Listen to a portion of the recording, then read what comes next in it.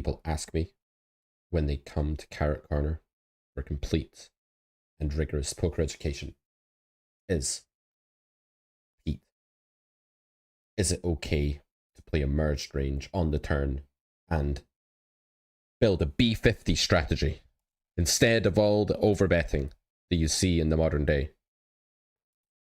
And I say, yeah, probably. I've got horrible echo, guys. Hold on, let me try and get rid of this. Where is this coming from, man? Okay. We put a stop to it. Thank God for that.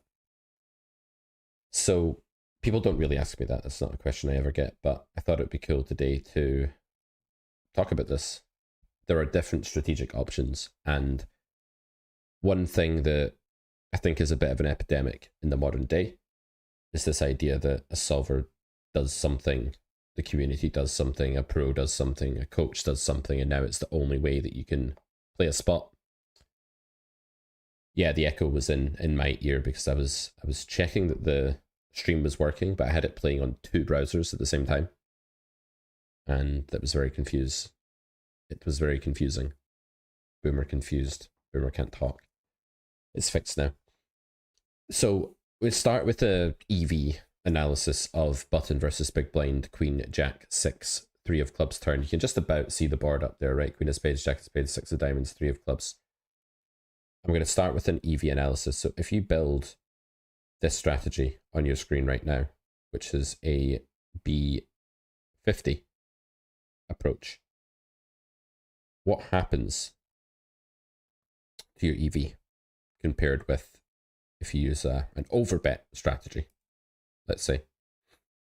So, oh man, this is horrible on my laptop. I did not think this through. I'm going to change the sizing here. We'll start by looking at an overbet. So if you go, let's go B150, right? Because it's such a common thing that people do. So if you go B150 on the turn as your double barrel sizing after you bet flop 1/3, what does it look like in terms of EV? The button has a EV of 3.74 and an equity of 44.36%.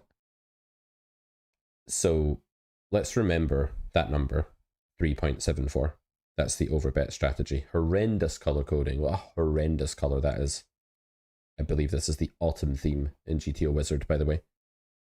If we change this to a B50, what happens to the theoretical EV of the turn bet? Remembering 3.74 is the EV of our range in this spot when we build around an overbet. So switching to the B50, my prediction is that this will not change much. 3.56.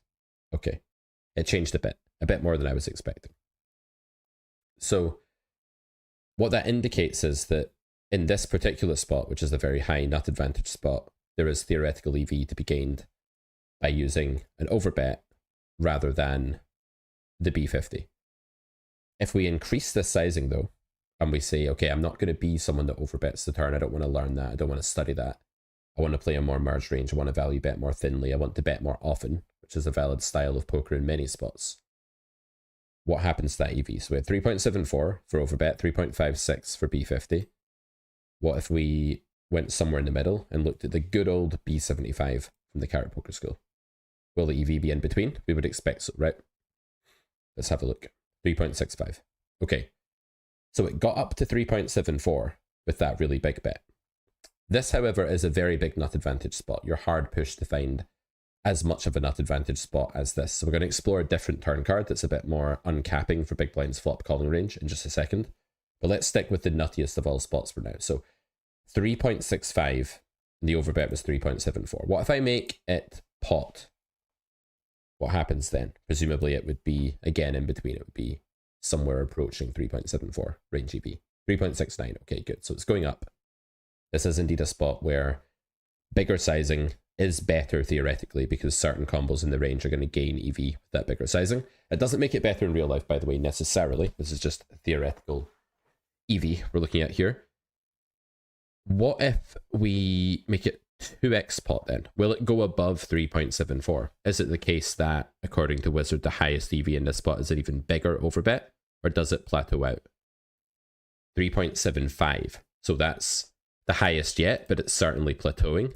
And it looks like we can't really get this to go any higher. If we go 230% pot, presumably this is not going to go up any further.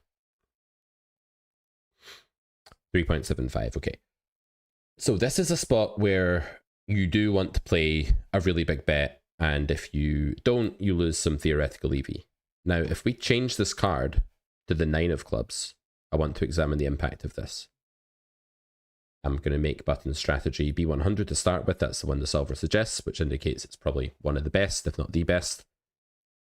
And EV is 3.72. Okay. Now, what if we change this to a B50 this time and play this merged range? 3.69. So you can see that on the 9 of clubs, which is a less nutty card, all of this is covered in the Carrot Poker Skill, by the way. Where do we have a big nut advantage? Where do we go bigger? Where do we use overbets? Where do we not?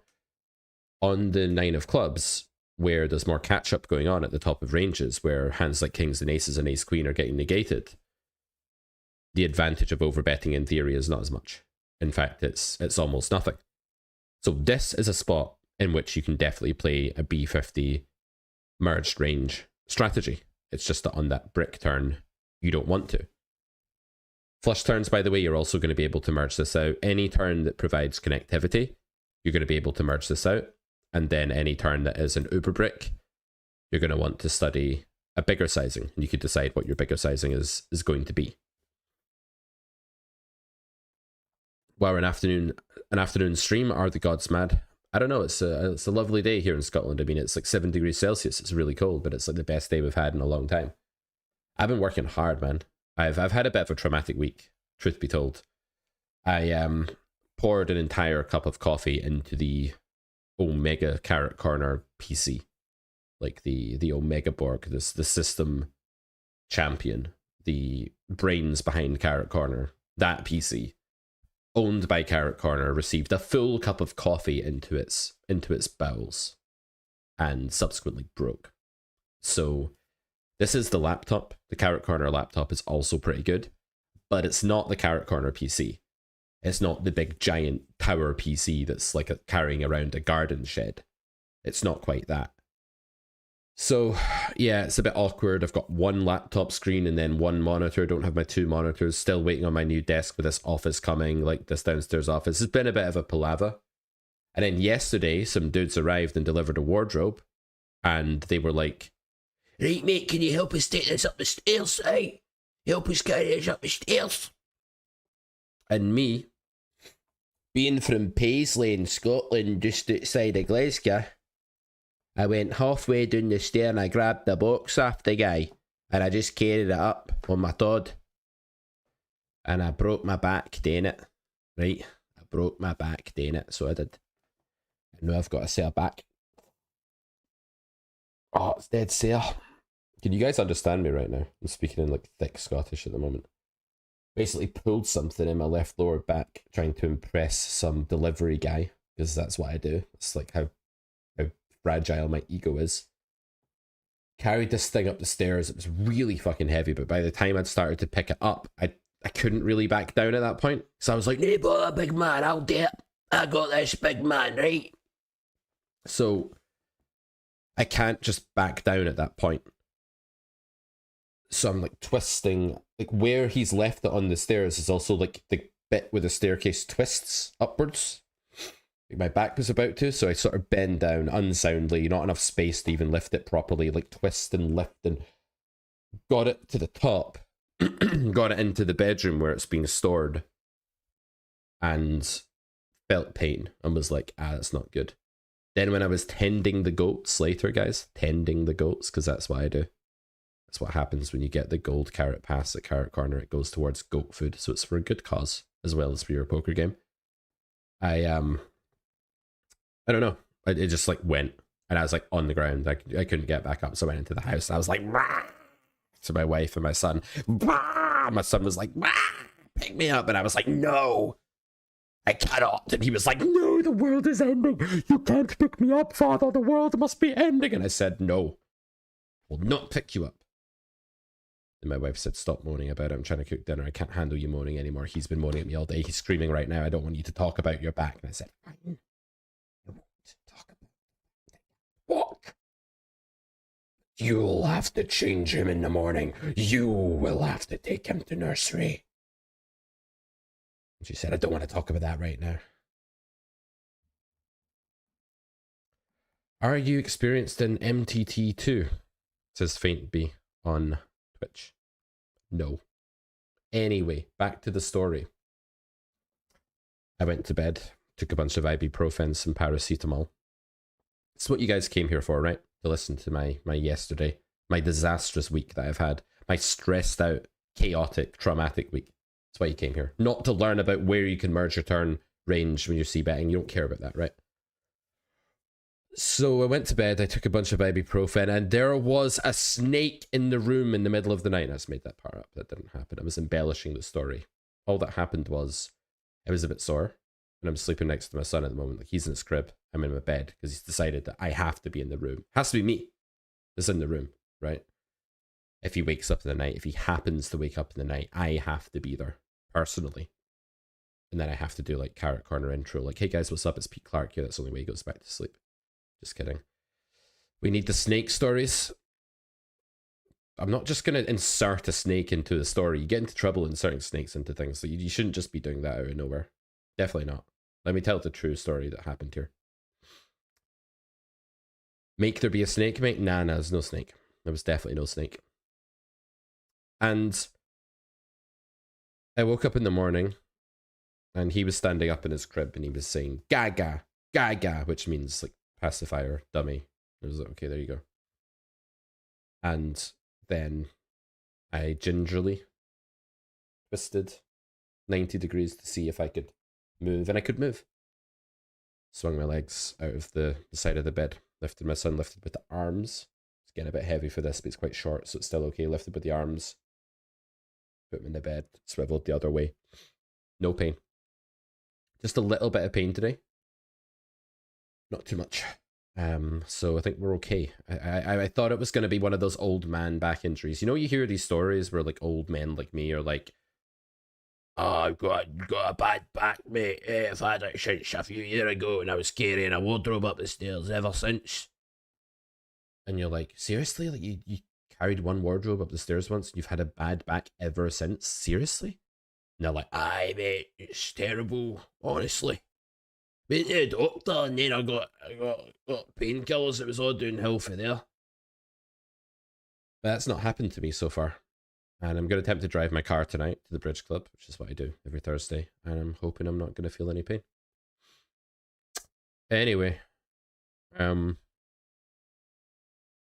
Nicola asks on Twitch, how much goat milk do you get a week? Who milks them? Goat milk is the goat. They're male goats. I wouldn't recommend milking them, although you could try. Next time your son wakes up, tell him to use code Embark25 and Goo Goo Gaga him to sleep.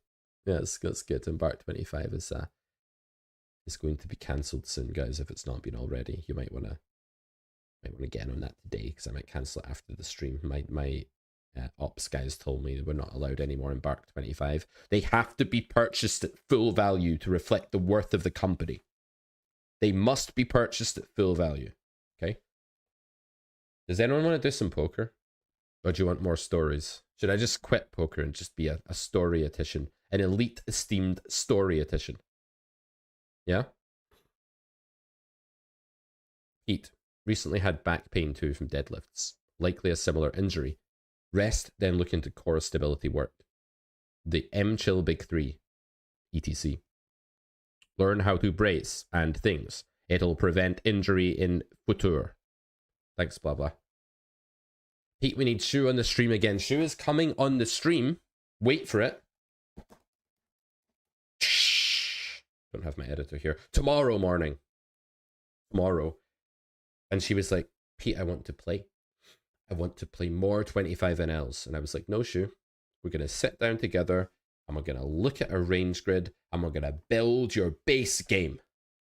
And she was like, I don't want to build my base game.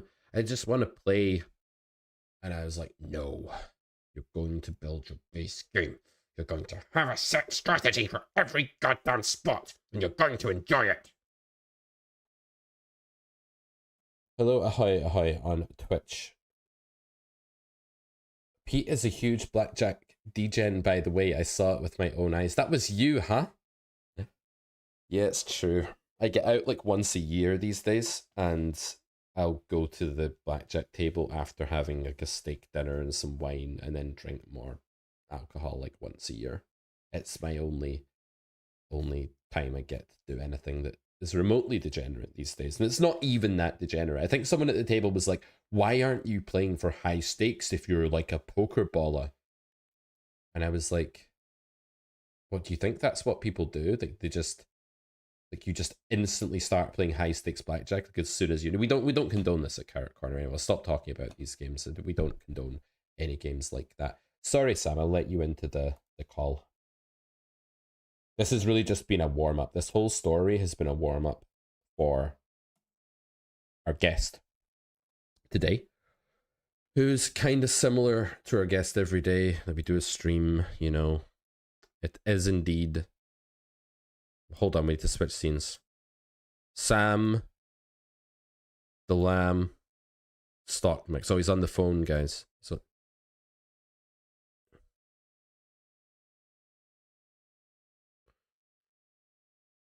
he's on the phone just now, guys. Sorry about this. Oh, they can't hear you, Sam. It's ruined. This gets ruined. Start again. Start again. They can hear you now. I was just wondering if I could just borrow like another 10K. Yeah. No, I know I owe you 2K, but is that hello? Charlie, hello? You, he's gone. Oh, okay. You're just trying to take care of some business there, were you? Yeah, yeah. I just need a bit of money at the moment. Ah, mate. Yeah, that's So, that's that's fair enough. That was a skit, guys. That didn't really happen. This is a successful English cash game professional right here. This is not a man that needs to be borrowing any money from anywhere. Hello, Sam. look, How are you? I'm all right, mate. Look, you got that cursor right there. Sorry, mate. You got a cursor right over my face. Can you see it? Yeah, just keeping an eye on you with that, mate. Just making sure that I can sort of track your expressions and see what you do. Yeah. How you doing? Yeah, I'm pretty tired, man. I've been recording. I recorded a video this morning that was basically explaining everything about Carrot Corner, like the ethos behind the site, why the site exists, what the silver carrot pass is, what the golden pass is, what all the content is. You had an honorable mention. We got to your content for about half a second at the bottom of the silver library. Yeah, I was doing that all morning. I've been working hard all week. Poured a cup of coffee into the Carrot Corner Omega Borg PC earlier in the week, so it's going back to PC Specialist. And in the meantime, we have the Carrot Corner laptop set up instead, which is a bit weird. And there's no space on this desk. And I almost broke my back yesterday. And it's been a bit of a challenging week, Did basically. you I'm sorry to hear that, mate. Did you tell them you spilled coffee on it? Yeah. Mm. Maybe should have just been like, it just mysteriously stopped working. Oh, Yeah. they'll know it's coffee. They'll know it's coffee Mm-hmm. because it'll be covered in coffee. I could have said that someone broke into my house and poured coffee on it, and that might be covered. No, don't do that. Um, all right. Well, hopefully your rest of the week gets better. How's your week been? Well, yeah, it's been all right. I play poker Thursday to Monday, so today was sort of well, I played on a bit on Monday, but had a couple of days off. But Thursday feels like the start of the week in terms of playing. So I played this morning. That went terrible. But yeah, I've just been doing some study and organization, life admin, stuff like that. I Going to hate the life pub. admin. Oh, I had a unlimited all you can eat chicken wings on Tuesday. How many wings did you have, do you think? I always say to myself, it doesn't I don't do it often, but when I do, I always say like I'm gonna count, but then I didn't. I at least 20. I imagine that you're one of those people that if you're going to go all you can eat, you like starve yourself for 2 days and really make sure you get like max EV from the experience. Um, Ordinarily, yes, but my girlfriend is very organized and loves to cook, so she makes meal prep for us every week. So that's in the fridge, so I have to eat that beforehand. But that's all I ate. I had lunch and then that. Thank you for moving the cursor. Yeah, Nicola said I had to, and she's a very loyal fan on Twitch, and so I felt I had no choice. Yeah, absolutely. But yeah, other than that, all tickety boo, cat's alive, Mm. Villa playing. I'll go to the pub, home stuff. Villa playing. Villa playing in Europe, yeah. Who are they playing against, mate? And I'll bet on the opponents. You can if you want. Lille. Lille. I'm not gonna. I only did that because it was a lads' weekend. I bet on Leeds. Similar to Lille. Do they ever play people who don't have like two E type sounds in the middle of their name? Um, no, we just played Manchester United, Okay, and yeah. Sunday we're playing Wee's team. So Wee's team That United. sounds like a guy my dad used to work with. He actually speaks like every syllable this dude says is like E. Even when the word is like an O, it's how it sounds. Yeah. He used to say yes like this at the start of every sentence. That's so weird. Um, had Strange. very hairy hands as well, like abnormally hairy hands. You know. Yeah, I have a story about someone with hairy hands, but I don't think I'm allowed to say it. I'd rather you didn't say it. We have no delay here. I can't even cancel you if you do something. So please be vigilant. No, no, it was something that my friend told me once. It was very funny. I don't want you to. I don't want No, you no, to keep thinking about it any longer, or you might say something. Good. Let's move on. no, no, I won't. I promise. I promise. I promise, mate. I'll behave. I try my best to behave. Mhm. So I don't know whether this should just be like a weekly show where we don't talk any poker and we just talk shit, but the chat's gone quiet. So let's Oh, ask them. Shall we talk about merged ranges or shall we continue to talk just nonsense? What do you guys think? who wants to talk about merged ranges? I No mean, one really. if you're gonna give them like a poker choice alternative, then you can't offer them merged ranges. I mean, look at this. This is 100% check. That's not the well, that is a merged range, I suppose, but that's not the one we're looking at. We're looking at the EV loss, a very fascinating topic, Sam. We were examining together, the chat and I, EV loss in theory of different mono-sized strategies in turn barrel node, BTN versus BB. And what we Right. found was that merge anything at this point, says most flop, doing nonsense with merge ranges. Okay, okay, fine. Merge my face into the table, please. Sure. Hmm. Um, Well, no flop, you said. this is Okay. turn C bet IP. Okay.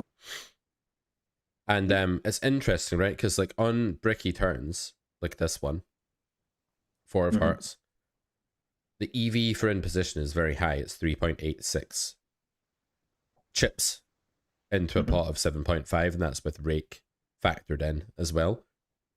And that's with a B208 currently, which is like what I do. It's the polar bear strategy. That's what I do, mate. If you I thought, take this down, I thought you were doing that on the flop.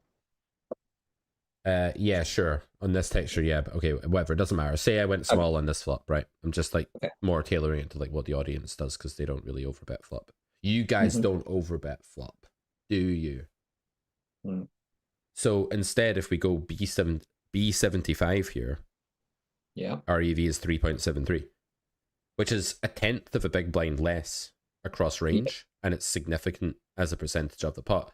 So, what do you make of the idea as an esteemed English cash game professional, as an EECG? What do you make of the fact that there's a significant loss by just doing what random people just always do and c betting 75% here instead of overbetting? What do you make of Is the it fact that merge ranges are worse? were they not similar EVs? No, it was like 3.81 before. Oh, okay. What do I make of that? Hmm. In what sense? I don't know, just what thoughts do you have now that we've observed it? Well, certainly the B200 strat, well, like we said, it's higher EV, but it also feels simpler to implement. So I'm a massive proponent, Mhm. is that the word? Of simplifying strategies as much as possible. It's that adage of playing simple strategies well is higher EV than more complex, less well. Hmm. So I think we need to go through as many configurations as possible. Not today. I mean, one has to go through as many of these sort of common spots as possible and just simplify, simplify, simplify. I mean, like the most obvious one, isn't it? It's like range bet 33 on all flops, but I think people are getting wind of that more and more nowadays, so you don't have to do that. But that's a good example of like minimal EV loss in theory to just like half the game tree in that spot. Um, but Yeah, yeah. I find game tree work like fascinating. It's like forging a path through the forest, and like when you B33 the flop, you end up in all these weird spots where you have to play the turn on all these different cards with this really, really wide range. And it's actually like, it kind of kicks the can down the road in my mind a little bit, the times you get called or raised, because it opens up those parts of the game tree. Whereas if you play a big bet or check strategy, you play delayed C bet nodes a lot, and then you play, well, that's really it, or facing probe, right? And then if you study those, it's great. So like the thing I find really fascinating is that whatever choice you make on the flop, you then want to, that then streamlines your study thereafter. It tells you what nodes to study. So the reason I would ask someone in coaching, like we're going to do with Shu tomorrow morning, do you want to play B75s here or B60s here or something where you'll be more merged and you'll be playing a lot of rivers and you'll be value betting loads of your top pair and then playing that third street? Mhm. Or having range bet flop, assuming that's the choice, do you then want to play B200 on turn and just usually end hands by betting or check back and have to play bet check bet? So if you Mhm. choose B75, welcome to the only meaningful part of the stream, by the way, guys. This will be like a 2 minute clip that matters. The rest will be just a load of shit. So if you choose the B75 or B60 merge strategy on turn, you should then study triple a lot. But if you play 2x pot on turn, you don't need to look at triple as much of a priority because it's a bit simpler and it doesn't happen as often. And you then end up wanting to study bet check bet more because you check back the turn a hell of a lot when you're going B200 or check. Your bet frequency is going to drop right down. So Mhm. the coolest thing about this kind of work is that you're basically cutting away the weeds and you're basically forging a path through the forest. But you can forge the path that you want to forge. It's just like if you turn left, you need to know what's left, and if you turn right, you need to know what's right. And what people do far too much in poker study is not study at all. But secondly, they Mm. go right, and let's say right, there's a troll, but then they study how to battle against imps instead. But those were on the left path, so why are you studying how to defeat them when they're not on your path? You get the analogy. I get what you mean. Yes. Yep, fair enough. Personally, I like to, because I study a lot of data. Um, I mean, it's all preferences. My Mm, preference is to go down nodes where I have the most data. Um, there's mm-hmm, more reliable there. mm-hmm, Uh, but yeah, I can see the preference for what you've just said as well. mm-hmm. So here you Uh, probably have no data on River after like a 2x pot turn bet or like limited data, and you'll have a Very lot of limited. data for Yeah, B75, right? Because it's what people do. exactly. So if you always want clarity on the next street from MDA, then you're better off with the more trodden path. Whereas if you don't want to study the data as heavily and you want to play more based on feel, then it might be Hmm. better to take the less trodden path so that the MDA regs, who Sam, are my nemesis, so they Yeah. can't do anything to you. Hmm. Yeah, no, I agree. Do you use MDA Demon's Ambulance or another tool? MDA Demon. I don't know whether you're calling me a demon or whether there's something called MDA Demon. I don't. I use Hand to Note if that's what you're asking. Yeah, Hand to Note's brilliant. It's a bit of a Goliath of a program, but once you get your head around it, it's kind of yeah, changes everything.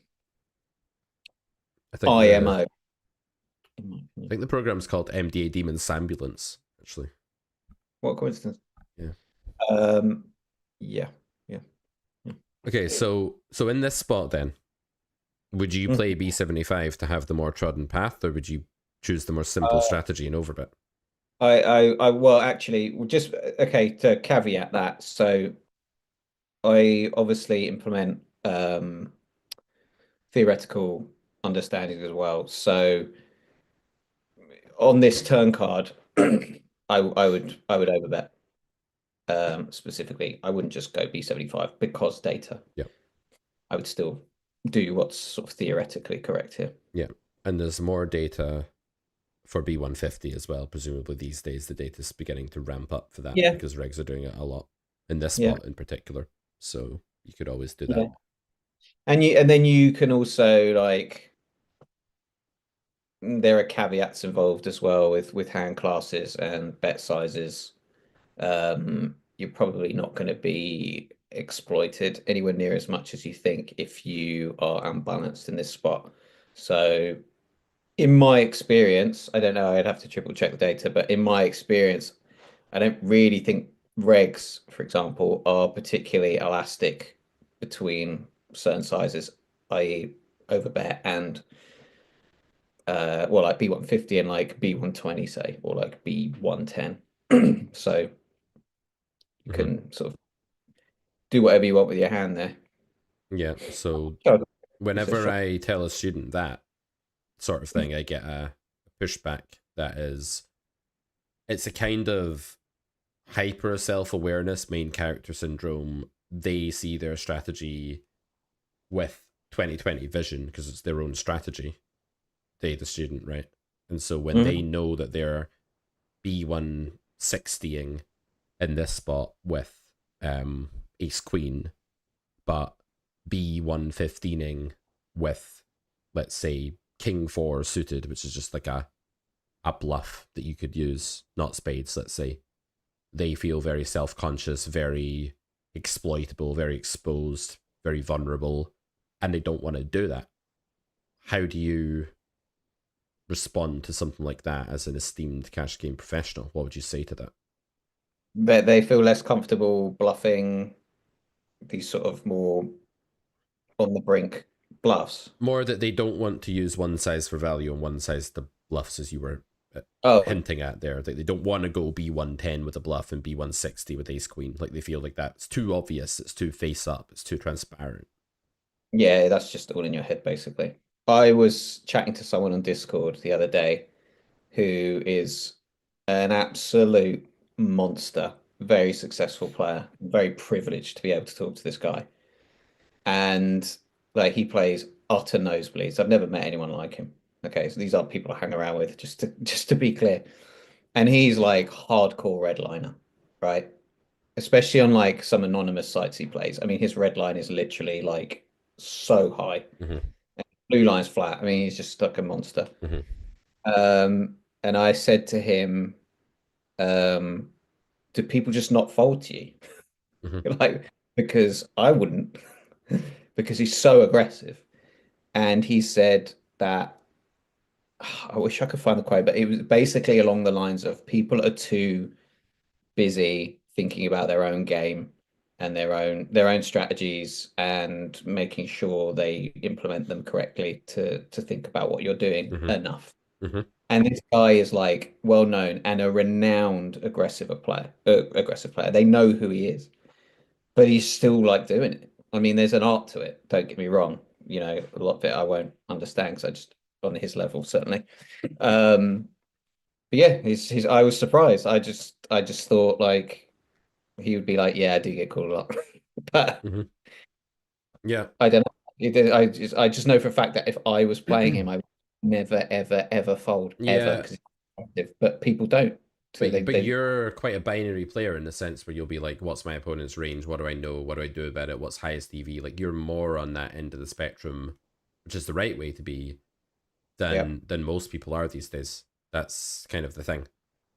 I think if you yeah, went back 10 years in time, or 15 years in time even, the elite regs of the day, like when Ivy was playing on Full Tilt and Galfond was battling Ivy and Durr was battling Galfond and all of this sort of thing, they're mm, probably paying like very close attention to the opponent's game. Like I remember like Lego poker back in the day and AE Jones and people like this, and mm. there would be these amazing like naughties poker, online poker boom, grindhouse videos. I remember like a Lego poker video where like it just cut to A. Jones walking up behind another instructor's PC and just being like, did he just bet the river there after check all flop, check raise turn? And the guy's like, yeah. And he's like, oh man, what a spot. And they're like, ah. And it's like, what do we know? Pull up the HUD. They're like instantly just like poring over any data they've got, any information, trawling through a note box of like 17 notes.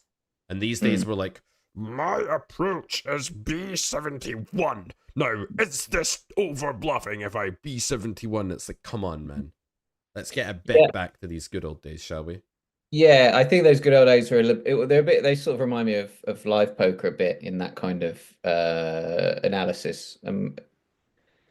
So they sort of see one thing and they sort of tarnish you with this with a brush, which isn't necessarily true, if that makes sense. It's like live poker. If you fold for like two orbits, like you're a huge nit, Yeah. you know, when really you've just been dealt 12 hands. That's it. Mhm. So yeah, I think yeah, just don't care. Just absolutely don't care. I had a chat with someone once about like cold four betting spots, and just saying like just go bigger when you have aces. Just add like three big blinds or whatever. It's like no, because they'll have a note on me. It's like you will never cold four bet this person ever again, Yeah. most likely. If they Yeah. do, like it's not. It just doesn't matter. So much doesn't matter. Like you are really like we're the center of our own universes, but we're at the same time we are just like almost we're completely irrelevant in the grand scheme of things. So just be unbalanced where you where it is correct to be unbalanced, which is pretty much everywhere. Yeah. The challenge I have in coaching, and I'm actually retiring from coaching, guys, which is another story. But the challenge I have in coaching, no, I mean I like coaching, but it's not pragmatic right now with what we're doing. The challenge I have, let me finish the sentence, is that whenever I am having a theory conversation with a student about like how does the spot go in theory, there's this weird tendency that they sometimes have to just equate theory with balance, like straight away, like as if they're synonymous. Like, well, we're talking about theory right now, therefore we must be concerned with like being balanced and protected in GTO outputs and stuff like this. And it's like, no, like there's a thing called just the objective truth of how EV behaves in poker, and that's what we mean in carrot poker school when we talk about theory. That's what we're talking about throughout the silver carrot and golden carrot passes. And we're not trying to stay balanced for the sake of it. We're just looking at GTO outputs to see how EV behaves. And yes, those do happen to be balanced, but that's more of a byproduct as far as we're concerned, rather than like the point of looking at a solver. Do you think people are being less and less sort of chained to theory?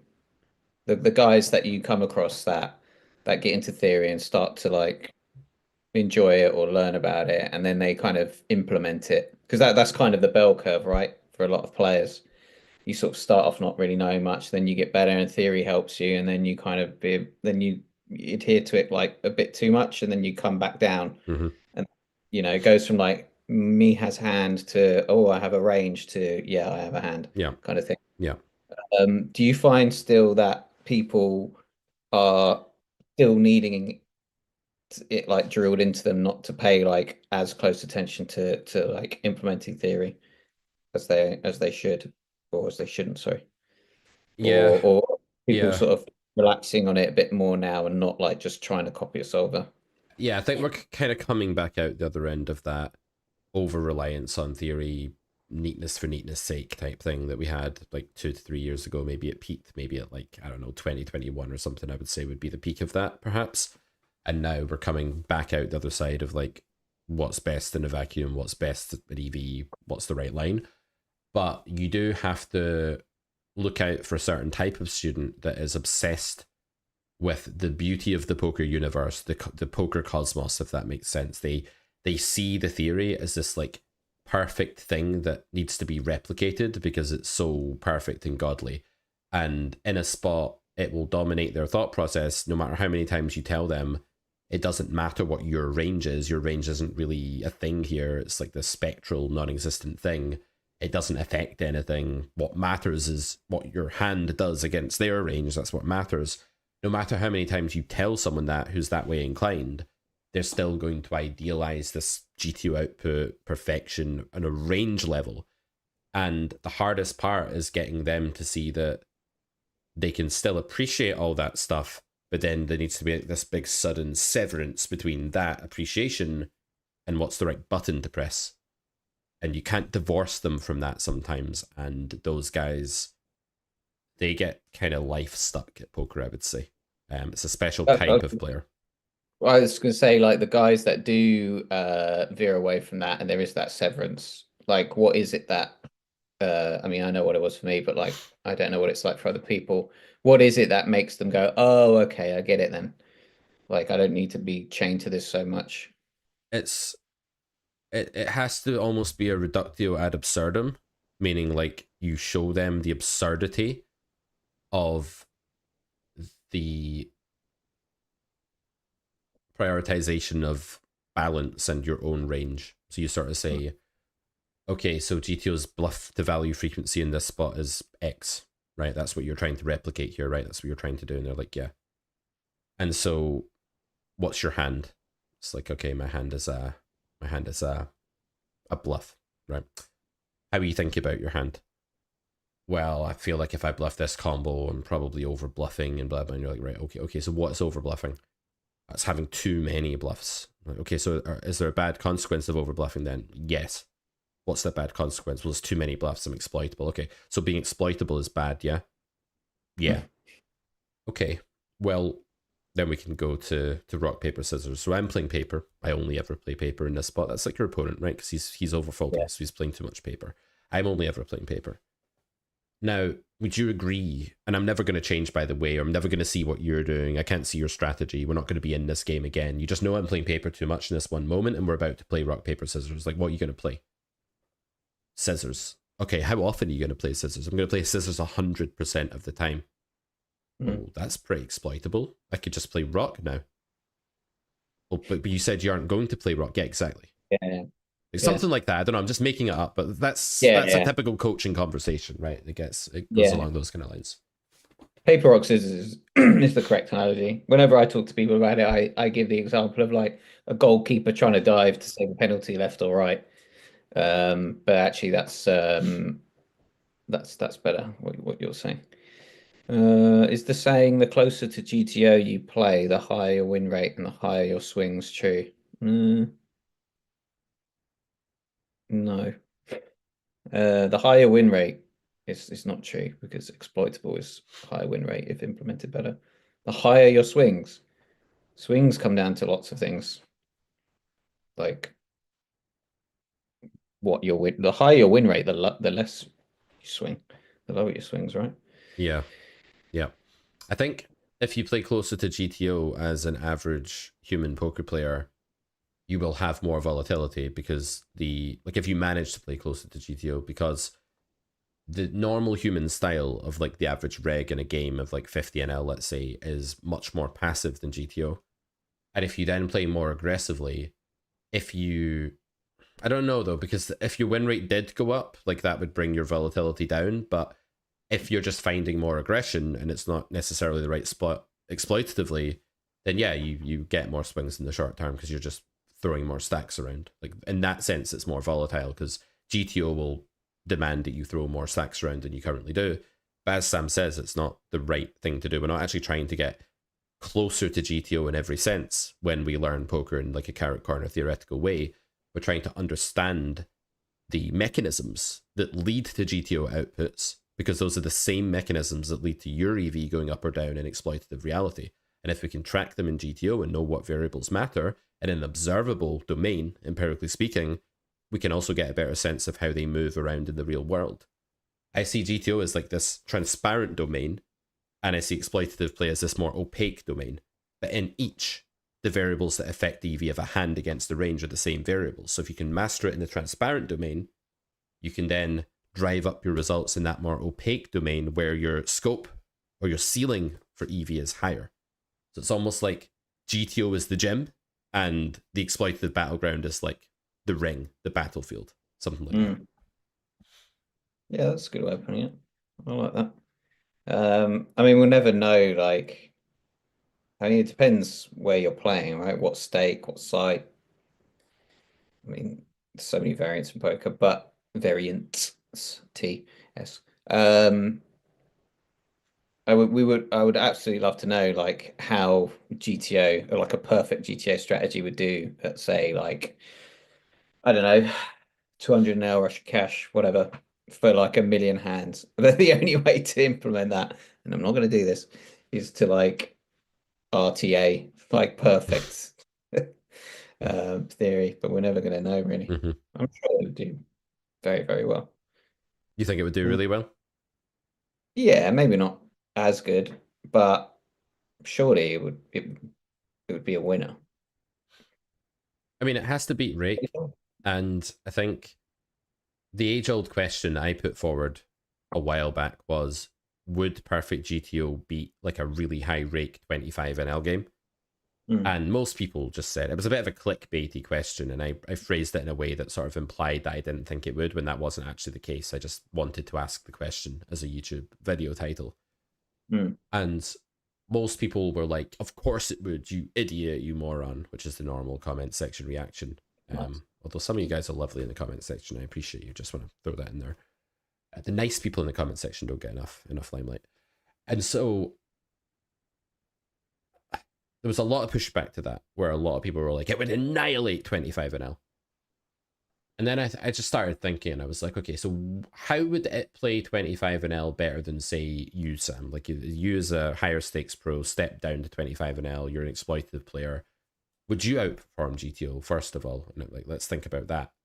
Well, GTO would bluff off a stack with the right blockers against like a clear whale, for example, in like a filtered situation. That's a bit costly.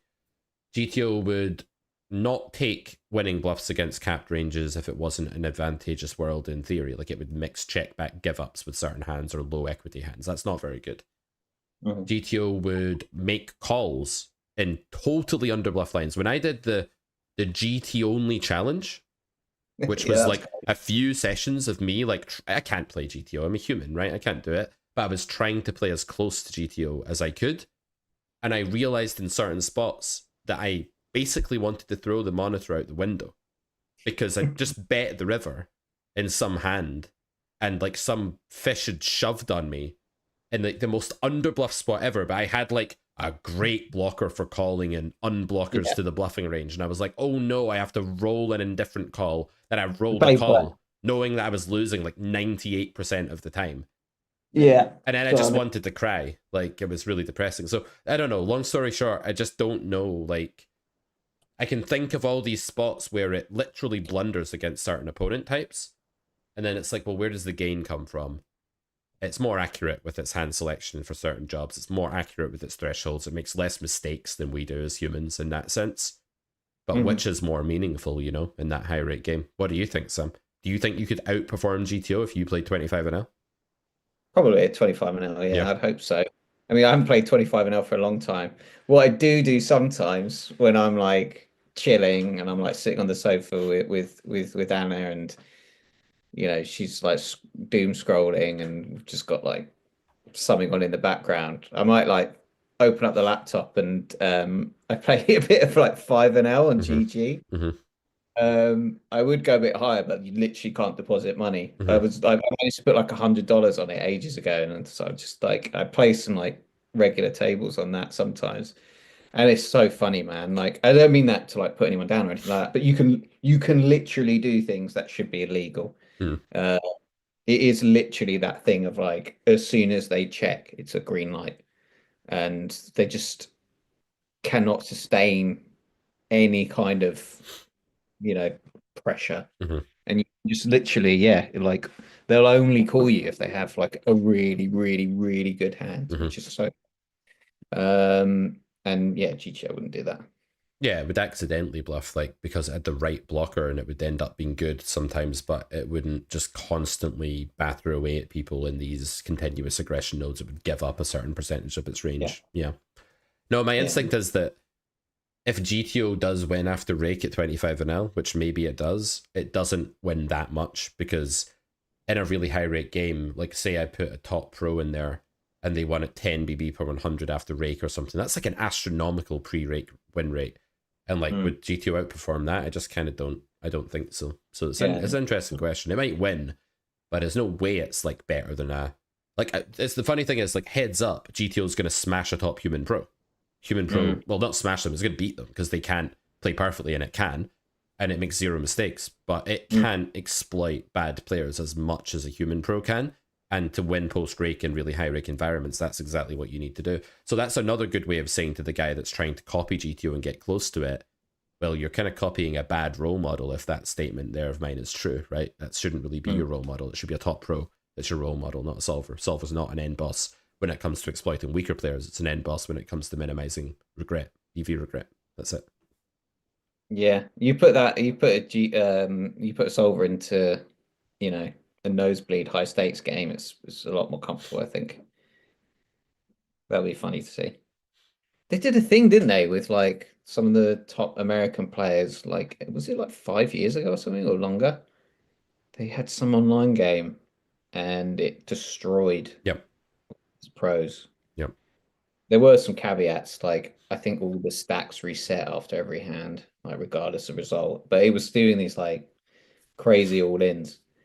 And like these pros were just like they just couldn't combat it because it was just so unorthodox. Yeah, and no matter what size and scheme it played, even if you restricted it to the sizes the pros were used to, it's still going to beat them. But it's going to beat them Mm. more if it takes them into the deep dark forest and uses less familiar lines. Yeah. All right, we've got some comments here. I'll come to Doyle's one on Twitch in a second because it's a bit about you, and I want you to answer it. But D-Law says on the suited side, we see here a hand bet a small portion. Is that always having spades? It's not always having spades, no. So this is currently a, what did I set this to? B75 strategy. So if you look at a hand like King 7 here, you'll see that it does bet all King 7 at some frequency. And that's just because, I don't know why this is such a massive sweeping misunderstanding in poker, but it's maybe the biggest one, is that when you have low equity, you shouldn't bet. And that's kind of not how poker works. It's when you have medium equity that you shouldn't bet on the turn when you're in position, not when you have low equity. There are such things as really bad blockers in GTO. Like if you look at 9-7 here, this is a good example. It's a hand that is drawing really bad. Like it doesn't have any of that nut potential. It's never going to win a particularly big pot in a nutty way. But the main reason it doesn't bet is it just blocks the folding range like as heavily as one can. That's really it. Because as soon as you switch that out for a more unblockery hand, like the King 4, for example, oh, that's a pair, sorry, King Deuce, let's say, then it starts betting happily again. So it's not just spades, but of course, you know, spades are more frequent. But it's interesting if you increase the sizing, right? And you go up to like the GTO sizing for this spot, which is an overbet. This is where there's no EV regret when you get the sizing nice and big here. And what you see is, oh god, that color, oh my days, that color.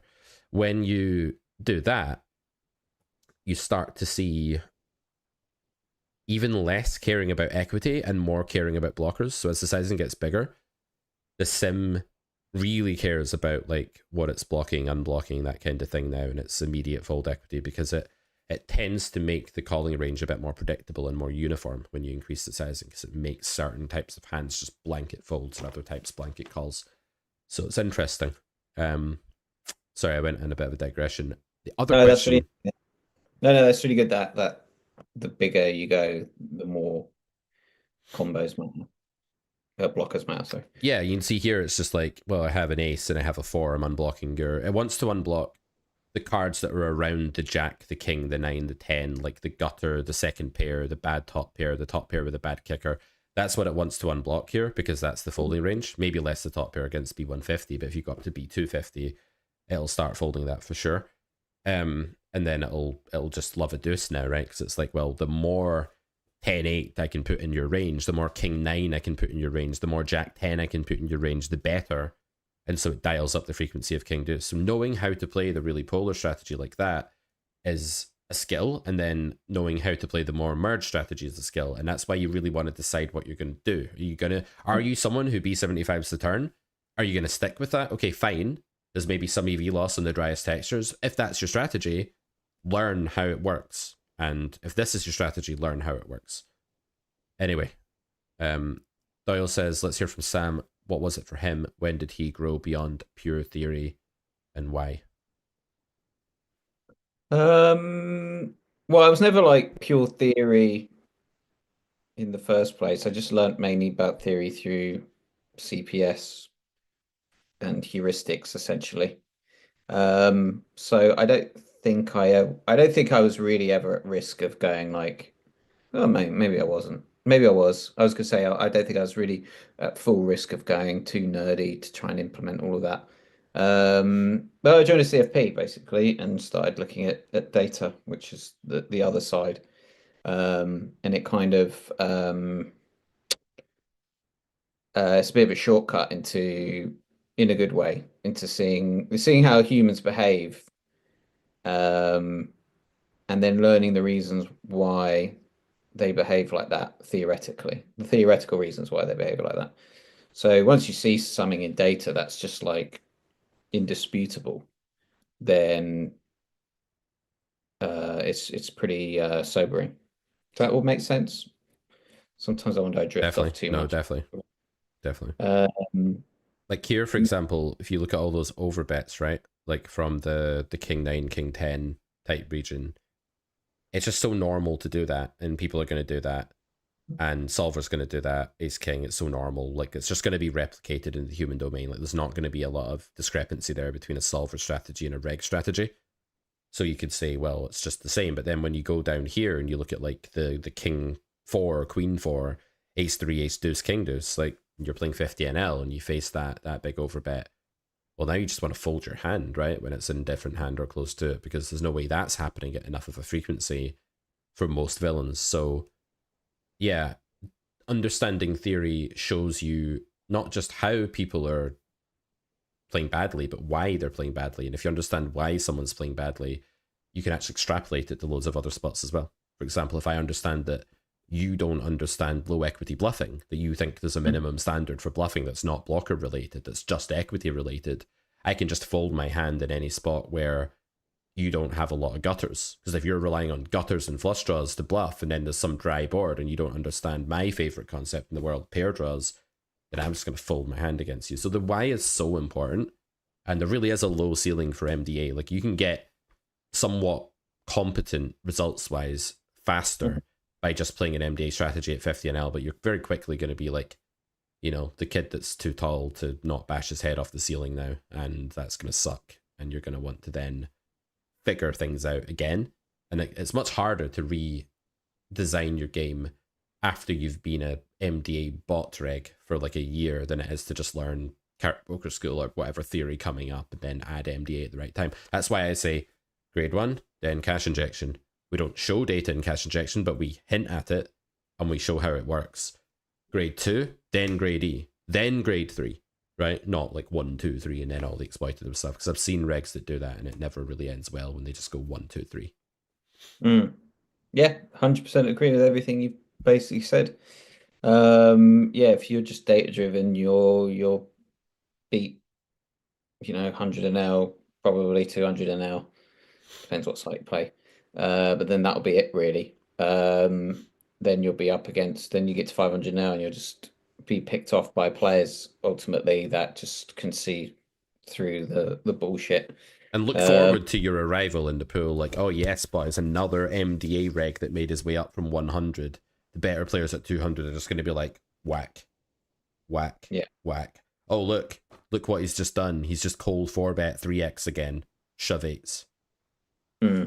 Yeah, yeah, and they're easy to spot, I guess. And you're actually in danger of becoming a whale by playing like that. Yeah. Well, you are a whale. In essence, you're a whale if you're an MDA reg. You're playing like a whale. And you happen to be on the right side of the rock, paper, scissors, but you're playing rock every time. And you Yeah. happen to be in an environment where scissors is being played, and that's why that playbook's been given to you. But then when you move up to like the paper town, like you're just dead. It's like Pokemon. Remember how like the water Pokemon exploited the fire and the fire exploited the grass, and then for some reason the grass beat water? Was it because it absorbed it? I don't know, man. But you Never, had that same thing. You never did. watched it. You never played it on Game Boy Advance or anything Yeah. like that. Jesus, man. Moment of silence. Minute of silence for Sam Delam here. I mean, that's a really brave childhood, I would say. No, I used to play football. Oh, I was just outside, mate. Yeah, I was outside talking to girls and playing football. Is it one of those? Is it? Absolutely not, Yeah. unfortunately. No, I did play games. Did play games. football games. You have a girlfriend that was like lived abroad, like lived in Spain. There's no one to Issues with model, verify. mate. Yeah, yeah, yeah, yeah, yeah, yeah. Yeah, Yeah, you me won't too. know. Me too, mate. Yeah, mate. All right, cool. No one else is asking questions now. I love how we've just stayed on the same node for like an hour. This is great. This is like my favorite type of stream where I don't really have to work because I'm tired. I'm working all day. This morning's video was intense. I did it in 40 parts, Sam, and each of those parts had like 3 discarded outtakes. It was like a 3-hour recording job. 40 parts. 40 parts. Each one is like 12 seconds or something, you know? Okay. Just trying to make it perfect because ultimately it's going to go on the Carrot Corner YouTube channel as like the showpiece video that explains what we're all about and all of that. So trying to make it good. Nice. Theory Nice. players watch Pokemon and MDA regs hang out with the girls. Yeah, it's probably not too far from the truth. I don't think many poker players hang out with girls, to be honest. It's just the way it is. There's not many women in poker, is there? Yeah, and they don't go out otherwise, you know, they don't go to clubs or anything. Not that that's still a thing. Do you not think people don't go clubbing anymore? I don't think it's as much of a thing. Like when we were growing up, it was like it, right? Like it was everything was just like this booze culture. I don't think it's really like that now with the Gen Zs. What do they do then? They drink less, don't they? They don't really drink. Yeah, they go to the gym and then they like record themselves on their YouTube channels and Instagrams, and I don't think they have any real relationships or emotions, to be honest. What will Ruben be then? What generation? He's just Gen Alpha, like just. He's almost Gen Beta, so he's gonna be into the toxic manosphere instead of, you know, whatever the Gen Betas are into. Thankfully, I'm just kidding. Probably that'll be long I gone by watched then. Louis Theroux's documentary on that last night. I won't say too much about it due to like being Good. cancelled, but it's quite watchable. Yeah, Louis Theroux's great. I love Louis Theroux. Yeah, he's very good. He's very good. Okay, I look forward to watching that. I said to Anna that we should watch that. I At nearly least watched it myself the other night and I had to say like no because I knew my wife would want to watch it with me, so I was like able to refrain, which was good. sometimes, yeah. So, like, how often do you find something that you want to watch but you don't because you want to wait for Andrea? Um, Pretty rarely, to be honest. Like Oh, really? You usually, just click back on and watch it? no, just rarely do I find something like that. Like most of Oh, the, like I don't really watch Netflix. If I'm gonna watch something on YouTube, I'll put on like a bridge video. This is what I'm like, and I'll just subject Ruben. I'm on dad duty, and I'm like, it's like, no, Ruben, we're watching this bridge vlog from this tournament I went to 6 months ago. Oh look, there's the back of my head. Look, it's the kind of thing I do. 78 views. A player with a nice girl avatar is considered a girl, I think. Correct. Yeah, probably. One thing I noticed with avatars, anyone with like a really aggressive avatar, like a skull that's like trying to scare you or something, then that's the biggest tell. They're nits. Any kind of any Mhm. kind of aggressive avatar, they're a type player. Yeah, yeah, that's cool. I used to get a lot of attention in the GG poker chat where okay. Um Did you like that attention? Was it like a form of um dressing up as a woman for you? Was that what it was like, or did you enjoy it, or was it more to, yeah, I wonder what percentage of female avatars are actually male. Probably or quite a lot. see the very choice, right, of making the female avatar as a man in poker, like that whole I'm going to make it a female avatar to gain EV from my opponents. It's so ironic because it's the epitome of like what you said, like why the poker players don't have any women in their lives. I think you said earlier, Sam. That's why that kind of thinking. I don't know. It's like this max EV in every single way. That does my head in, man. Like I'm the kind of person that just throws money at shit to shut them up, to make problems less complicated, to reduce the entropy and chaos of the world, and like I don't know, this like EV maximization at all costs. It's like painful, man. I don't know. End of rant. Yeah. Um I mean it depends what they're talking about specifically. But a lot of people neglect the main ways of maximizing EV, like um table selection and site selection and all of these things. Last time I went to play live, right, I got sat on a table. I was just hanging. I was in London and I had like a few hours spare, so I went to Hippo and I got sat on a table and I realized after like 5 or 10 minutes it was like pretty reg heavy. And I looked over my shoulder and there was a table there for what I don't know, just everyone looked fishy. And I put my name on the list and then I got a tap on the shoulder, 10 minutes later and they said, "Do you want to move there?" And the reg on my left went, "Good luck, mate. That's like the worst table in here," or something like that. He's like, it's the reggiest table, something like that. And I just looked at it and I was like, "All right, I'll take that chance." And I moved over and like literally everyone was a fish. It was so fishy. And I'm like, how did Reg not know that? Like, I don't ever come here enough. And how does he not know? And he stayed at that table with all the regs. It's weird. Wow. Yeah, I think people get ideas in their heads based on like one thing they saw. So like someone had like a different sizing Mm. to a reg, and therefore they're not a reg, but actually it's just a good reg with a different sizing, or like um that guy looks serious, so he's a good reg, or something like that. People just make up their minds on snap judgments a lot of the time, right? No one looked like a reg though. It's so weird. Maybe Mm. they just saw like an Aces v Kings pre and was like, oh, fuck knows. Mm. What's your biggest challenge, Sam? That's a good question. Is it getting in volume at the right amount online, or finding the right amount of time to study, which is more of a challenge? My biggest challenge by far is variance, by far, and handling variance. I find it really difficult at times when it goes on for too long. Um, I'm good with like scheduling myself, with knuckling down and all of those things, but like I'm currently break even for like the last, I think it's something like 155, 160,000 hands, which doesn't sound like a lot, but it feels like a lot. Um, Before then, the previous 400k, I don't want to blow my own trumpet here, but like the previous 400k hands, which is like semi decent size, I was winning at like 9 big blinds, something like that, over multiple stakes. And now I'm like 150, 160 break even. It's literally like my graph is literally like, yep, it's just going up like that. It's almost like too absurd to just be variance at that point. Like it could be, in 160,000 hands is not a lot of hands, as you say, it's not huge, but nine is a huge number.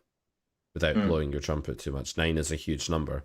So a drop from 3 to 0, that's just like, that happens all the time. You can play up, if you're 3BB winner, you can easily have your next stint be break even and vice versa, right? But 9 to 0 would indicate to me that it's highly likely that something has changed in the pool. Highly likely that the pool's got Mhm. worse, that certain player types you were able to exploit in the meta before are no longer present, that you've lost some of your edge somehow, that your mental game's got worse, or a combination of all of that. And it probably is also run bad though, but it wouldn't indicate to me that there's no run bad in there. It would just indicate that there's like other factors muddying the waters as well, probably. Yeah, I think it's three things. I think it's I ran well uh in the first 400k, though it's hard to like God run 400k. So I don't know. I think like I was like bang on EV pretty much all in EV. That was it. Maybe slightly above. But yeah, I think it's a combination of like running pretty decent, pool changing plus run bad. Yeah. But they all those three things happening sort of at once, or two of those things happening at once, is like it's quite unlikely, but also likely. I don't really know, but it's hard to deal with at times. Like I'm still studying and still looking into things, but yeah, it's that feeling of it's just exhausting. That's what I would say. Yeah. It can be exhausting. You're using so much willpower to combat what your brain wants to do, which is go off the rails based on the variance, and you're having to like exhaust all of your energy to keep your brain on the rails during those times. Yeah, and I think one thing I mean I don't think it's possible for anyone during a spell that isn't ideal. I don't think it's possible for anyone to always play their A game. And I'm not going to sit here. I like to take responsibility where I can. Um, some things I don't know the answer to though. But yeah, I like to think that if you have the concept of like A, B, C, D, E game, genuinely, I like to think that I don't ever play below B game, maybe C game. Um, and I'm pretty good at during these moments, these sort of passages of time to still implement what I should be implementing. Um, you have those sessions where you go down like 3, 4 binds, sort of like almost straight away, you like lose a load of flips or whatever, and then you get dealt a hand and you're like you double barrel, and then you get to a river and you're like, I meant to bluff here. I have to bluff. And I like to think that almost always I would still do that. Hmm. That's Um, really good. yeah. Um, but I don't know. It's hard. I talked to Akshay a lot about it. We studied together. But yeah, I think it's just that's definitely the hardest thing. I would Yeah. like to know your thoughts on it a lot. Like, I think you could definitely help me a lot with that because it's just tiring, man. Yeah.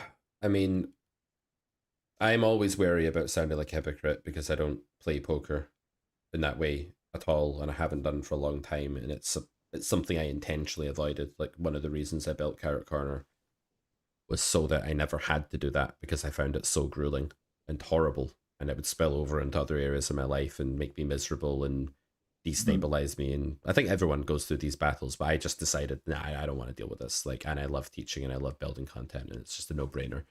But so with that caveat out the way, that this is me speaking from the perspective of someone who's intentionally avoided that. I've obviously still had to help students navigate that because it's part of coaching. And what I like to say is there's two things you can do. One is to harness curiosity and geekiness, and you'll struggle with this because you didn't play Pokemon as a child, so you don't have that geeky fascination that you need for poker, maybe, or maybe you do because you played Football Manager and you thought about which players to sign for a while and stuff like that. Right? Maybe that's your version of it, but you want to harness that, and you want to be able to play a session where when you go into the session and you fire up the tables, you've done some sort of meditative work, or you've done some kind of like preconditioning for 3 minutes where your sole focus is now like you're super curious about poker and you're like you have the fire in your belly, but not the fire in your belly to win and crush and dominate. This is like such a hugely toxic thing when people are like, I want to dominate the best in the world. I'm going to be the best in the world. It's like, no, start off by just being like fascinated by the objective thing of poker and feel much less than it. Like it is this big objective, like powerful, interesting thing. And you're just this like moth to the flame of it. And if you can be a Mm, moth to the flame of poker in a curiosity sense, mm, that's a great place to start your session because now when that triple barrel bluff thing comes up, you're not actually as likely to, okay, you're saying you wouldn't mess it up anyway, you'd still follow through, great. But now it's less taxing to follow through because you're like, aha, it's that cool spot I studied where I know that these are unblockers, right? Let's say like you overbet the turn here, right? Let's actually use the sim on screen for a bit of coaching. So you B150 the turn here and villain calls and the river is a brick, right? And most combos are going to be give ups on a brick, but there'll be certain ones that you're supposed to follow through. So the river's the deuce of spades. And you've that's the flush. studied. Yeah, yeah, I didn't mean brick. I meant low card, low flush card. Let's go with low flush card first, right? So let's say that the flush comes in, and you know that when you've got one big spade, that's the kind of hand that you're. That did bring in a flush, didn't it? Yeah, that's the kind of hand that you need to follow through. So you've got ace five with the ace of spades, let's say, and you're supposed to bluff this hand or whatever. And because you know that pattern and that pattern is like interesting to you, it's like, aha, like three flush, all my blockers are the king eight with the spade in my hand. That's really cool. I've found that spot. I'm going to execute that thing. If you can feel really interested about that, this is such a boring node to pick, but like you get the point. Then you're doing something based on that fascination and not based on like what's going to happen. Whereas if you strip out that fascination, you don't have that geekiness or this curiosity anymore. Well, what's left? The only thing that's really left is like what's going to happen to you. It's the result of the hand, and now it's like I don't want to lose a stack, and now not wanting to lose a stack is a relevant reason to not do it. Now you check that hand, Hmm. and it's like the problem wasn't that You know the expression "the devil makes work for idle hands" that the boomers used to say, right? You know that old expression, and it's almost like poker makes tilt for unfascinated minds. It Mm-hmm. opens the door to the tilt demons. It creates a place for them to occupy your brain. Whereas if you're constantly just focused on the technical and how much you like it, there's a reason you play poker. Say that to my students as well. Why do you do this and not just something else? So like, because I love it. It's like, do you? Do you love it in that moment where you need to bluff that river, or you've forgotten to love it in that moment? That's why you went on tilt and checked because you didn't want to deal with the result of being called, which will happen, by the way. Mm. That's the first thing you can do is make sure that there's enough curiosity in your mind that there's not enough space for desire based, outcome based thoughts. That's one thing you can do. It's like, Just writing down a retort to that. So yeah, carry on. awesome. Well, we'll go ahead before I move on. I was going to move on to something You're not going to different. forget. Well, we might go off too much on Okay. onto another. The second You, point then is a quicker one, and it's just about imagining the long term. So, like, imagine your future self and like a sort of contract to your future self.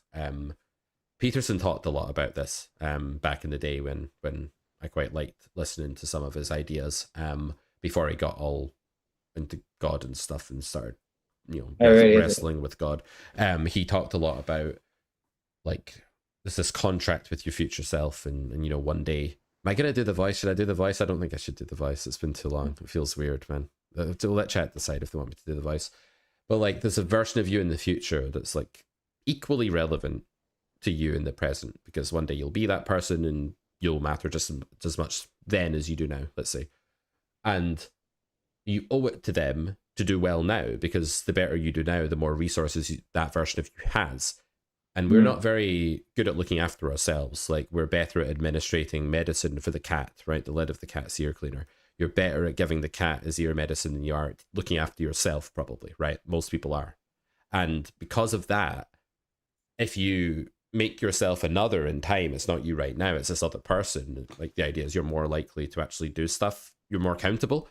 Mm. So that's one thing you can do is you can sort of draw it out over the next few years and just be like, if I do this every day and I always bluff that spot that I know I need to bluff for my EV, how's future self gonna feel? You know? Oh, they're telling me to do the voice now. Oh, the pressure, man. He loves it. Well, and there's a version of yourself, huh? You could say, and he matters just as much as you do, huh? Okay, done. You know what that sounds like a bit? Done. Mickey Mouse on 20 Marlboro a day.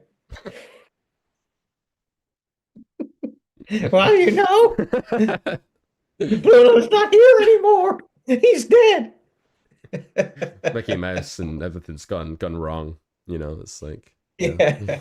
Right. What was your retort to the curiosity rant? So I agree with the curiosity thing. I agree with it. But the caveat I find that as I've got older and played more and more poker is that I was just switching. So I was playing live once. It was probably last year. Yeah, it would have been last year. And then I heard like someone on another table. There was some big hand and people were laughing. And as it died down, this guy just went, "Poker, the best hobby, the worst job." And I was like, yeah, I can kind of see your point. And I don't agree with that, but what I think that kind of symbolizes the way I took it was that the more serious you become about poker, the the further away you become, you go from the original reasons of playing.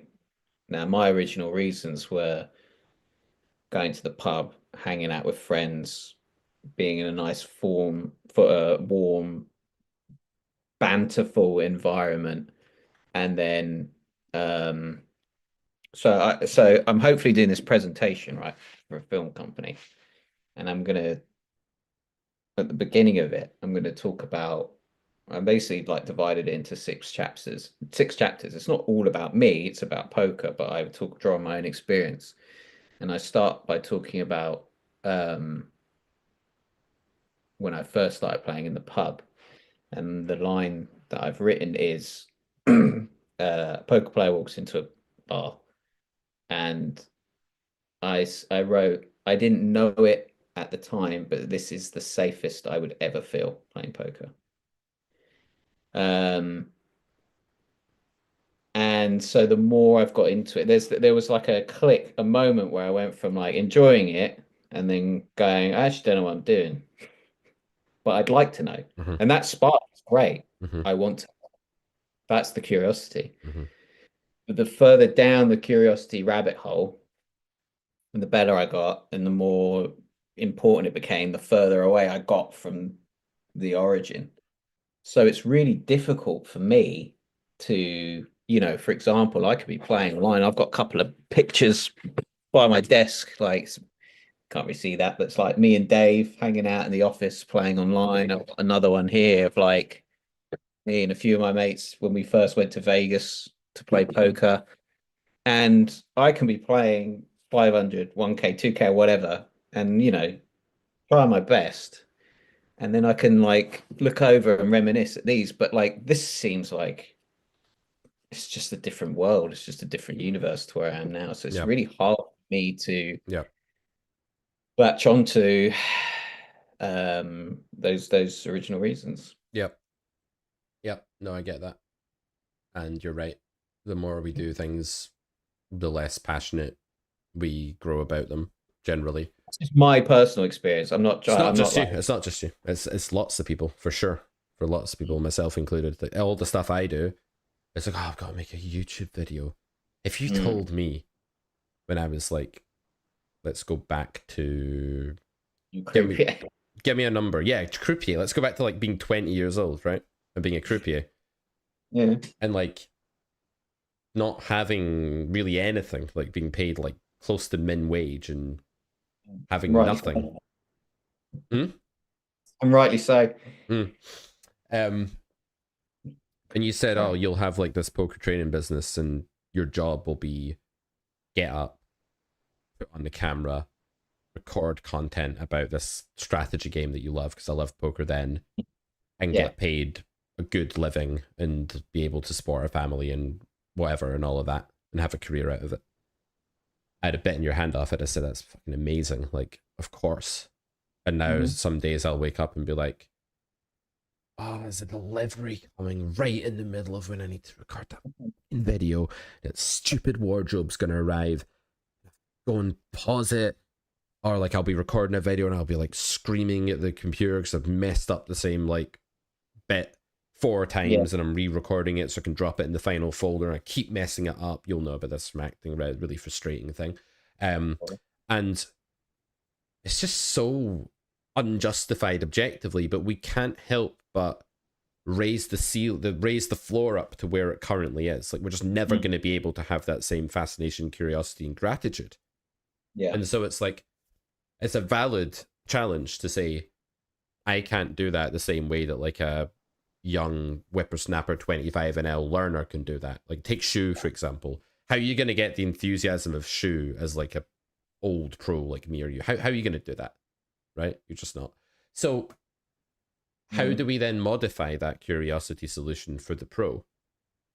I think you always have to keep mixing it up, mate. I really do. I think you have to mix it up a bit. Not that you need to change your whole game, but I've got this idea of like styles and profiles. And some days, if I want to make content and I can't really be bothered playing the game, I'll say, right, I'm going to play the more mergy menace style of poker where I like Mm. bet a bit smaller and more often and have thinner value and have a different range composition and then talk Yeah. about that. And then other days, like sometimes I make the content that I want to make. Like I might talk to Chris and Chris might say, this is the best content to make right now, in my opinion. Like this will do really well.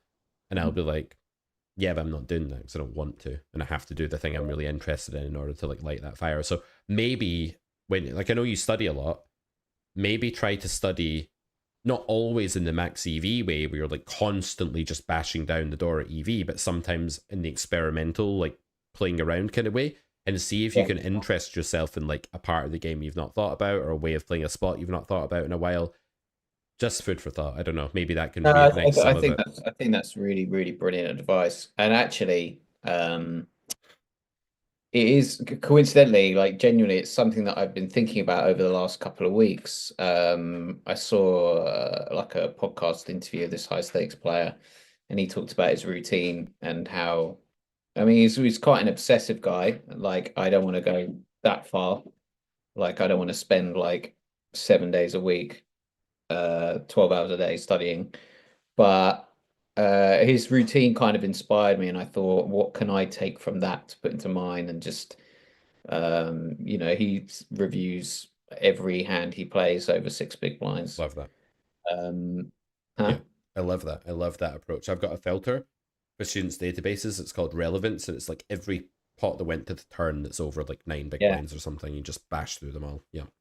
Yeah, so I'm gonna I don't do that enough, so I'm gonna start doing that and also yeah, I think you're right. I basically agree with you. Okay, let's wrap this up because I'm gonna have to go. It looks like your girl is famous on Carrot Corner. She's We're on gone. stream now. Yeah, you're famous, Anna. We're on the stream. There's We're on there's YouTube. probably 62 people watching.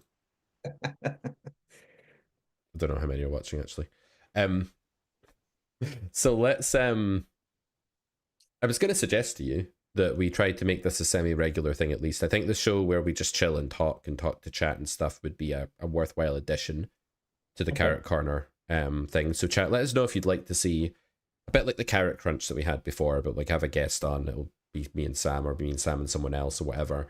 And we just talk a little bit of strat. We have a solver on screen, maybe. We have a hand on screen. We do some review, but we also just see where the conversation goes. I think we could do a bit more of that. Cheat to Win 81 says, your content with Victoria is what brought me here. What? It's great to see propagations. Who's Victoria? I don't know. I may be a baby carrot, but I've got 24 carat confidence. Thanks for the content. Awesome. AI. I'm not sure. It's a bit weird. I don't remember teaching anyone called Victoria, unless you mean. No, I don't know. I don't think I've taught anyone with a name like that. Unless I've just completely forgotten. That would be Had a lot embarrassing. of Oh, you mean Victor Frank on Twitch? You mean Shu? Sorry, I'm with you now. That's Shu's screen name is Victor Frankel. I'm with you now. Okay. Yeah, no, she's great. We have a good dynamic. She's the epitome of the very keen, curious new poker player, and I'm like the old curmudgeonous coach. So I think it works quite well. She's like, Do you know what, actually? Do you know, you've just made me think. Hmm. I think just talking to people that are enthusiastic can bring out an enthusiasm and reignite some things. Mhm. And I always find that whenever I talk to people about poker, usually they're not poker players. Yep. But whenever I have some kind of like conversation about perspective and poker, I do feel grateful and warm inside Mhm. about it. Mhm. Yeah, definitely. Okay, so maybe we'll try and bring some other people on. We'll see what we can do and Yeah. just see where I that think this the best show way, goes. we can talk about technicalities and schedules and all that, but I think the best way to do it probably is to like, if we can find a commitment to just like, they would do like 3 weeks, like once a week for 3 or 4 weeks Yeah, or whatever. yeah, and just say like it's the same time slot every time so that we're not Yeah, like I'd love to messing do each that. other about. Yeah, okay, so let's say like it's a Thursday. This is the Thursday, isn't it? Let's say it's the Thursday. Thursday afternoon then. For the next few weeks we'll be here in this spot. We'll try it out and we'll see how it goes. Oh, Easter, by the way, I'll be streaming like for like 4 days straight or something anyway when we launch our Easter promotions and stuff. So, but yeah, we'll do that beforehand. Right, I've got to go and do some goat herding and some sun collecting, and my wife's not very well right now because we just constantly Yeah. get infected with nursery illnesses. Illnesses he brings back. So Well, this is yeah, like cold and stuff, lurgy, fluey. yeah, a little bit, a little bit. We were just. It's always someone's turn when you've got like a 15-month-old. Anyway, guys, thank you for joining us today. More poker chat next time, I promise. Check out Carrot Corner for the silver and gold carrot passes, the Kickstart, or go all in respectively on your academic rigorous poker career. See you next time.